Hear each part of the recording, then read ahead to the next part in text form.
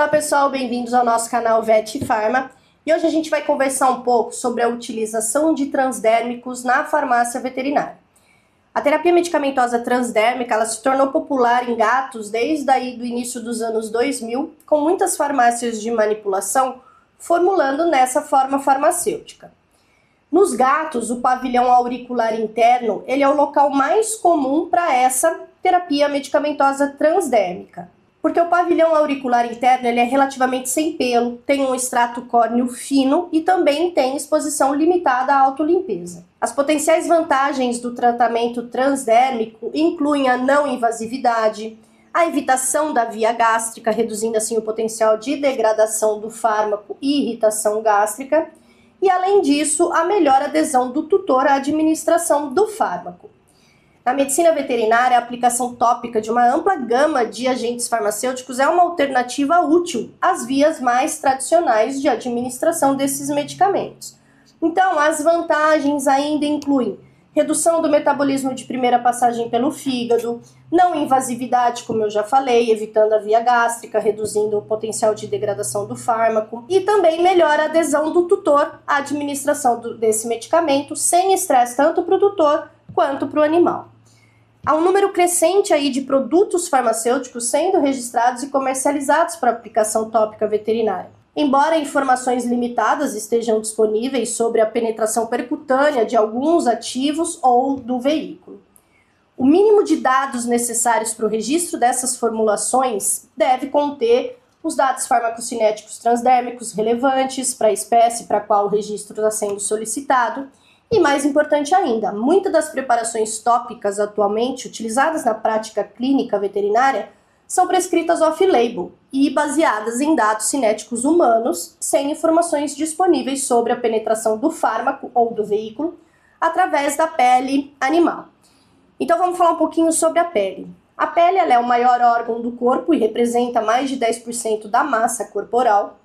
Ela tem importantes papéis protetores e homeostáticos e é geralmente considerada uma barreira protetora contra o ambiente externo.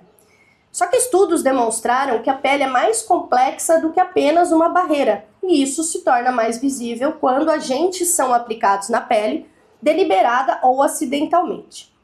A extensão da absorção através da epiderme e derme é sistemicamente e é importante quando consideramos que os fármacos são aplicados à pele para efeitos locais, transporte através da pele para efeito sistêmico, ação superficial e também ação em tecidos mais profundos. Também tem casos de exposição acidental, por exemplo, solvente, produto químico. E investigações da pele humana revelaram que maior resistência à penetração de fármacos é a camada mais externa, que é o extrato córneo. Então, várias teorias foram propostas aí para a passagem de fármacos através do extrato córneo da epiderme para a derme. Diferenças na espessura da pele, densidade dos apêndices, então densidade dos folículos pilosos, as glândulas, a vascularização, enzimas metabólicas também significam que diferentes regiões da pele do mesmo indivíduo apresentam diferenças farmacocinéticas de penetração percutânea do fármaco. Mais importante ainda, a extrapolação de dados de penetração percutânea entre as espécies não é prática, e o uso de produtos na prática veterinária sem a consideração dessas variações interespecíficas é arriscado, porque são muito diferentes humanos de animais. Então vamos falar um pouco sobre o transporte epidérmico. A pele ela é geralmente considerada uma barreira fisiológica, mas os agentes farmacológicos eles penetram na pele e através dela.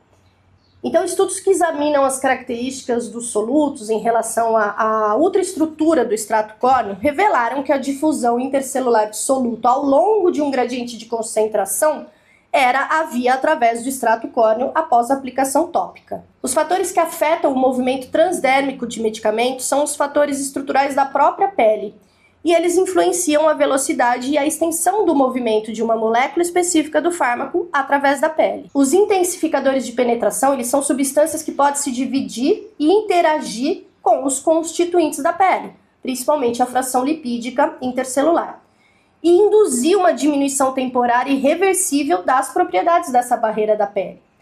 Então, semelhante à hidratação, os intensificadores de penetração possivelmente interagem com alguns componentes da pele para aumentar a fluidez dos lipídios intercelulares, possivelmente induzindo inchaço dos queratinócitos ou lixiviação de componentes estruturais, reduzindo a barreira. No entanto, existem diferenças significativas na penetração transdérmica dos fármacos entre as espécies, o que significa que os produtos devem ser formulados para a espécie alvo, enquanto eficácia ou toxicidade não podem ser presumidas sem estudos para outras espécies. E como que ele é utilizado? Então o tutor passa o produto com ativo com luva na parte interna do pavilhão auricular do gato, espalhando ali sobre a pele até formar uma camada fina e uniforme e sem excesso. Também precisa evitar massagear, porque para não causar irritação. É importante impedir que esse animal lamba ou esfregue o local por pelo menos aí uns 10, 15 minutos e não aplicar em áreas sujas nem inflamadas ou com lesão de pele. Até o momento, o medicamento mais extensivamente estudado em gatos para absorção transdérmica é o metimazol.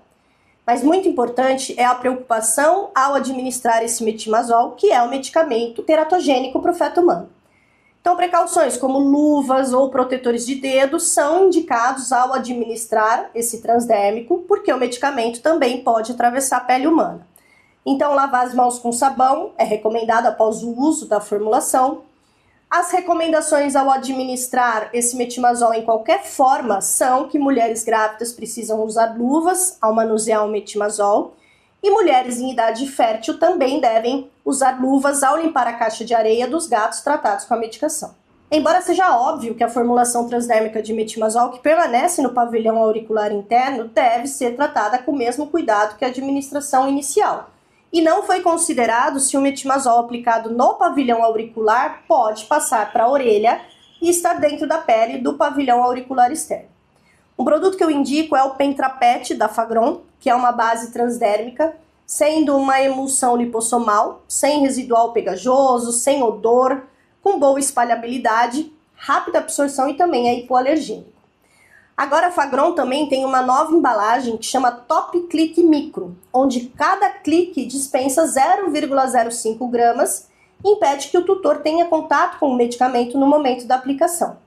Mas importante, não é todo ativo que pode ser utilizado pela via transdérmica e nós, médicos veterinários, devemos prescrever nessa forma farmacêutica apenas ativos que tenham um estudo científico com absorção pela pele, ou seja, que tenha penetração e que tenha a resposta clínica desejada para o nosso paciente. E nós, farmacêuticos, devemos respeitar as características dos ativos e também só manipular contanto que tenha estudo científico. Então, se você gostou desse vídeo, deixa aqui seu like, se inscreva no canal e até o próximo vídeo.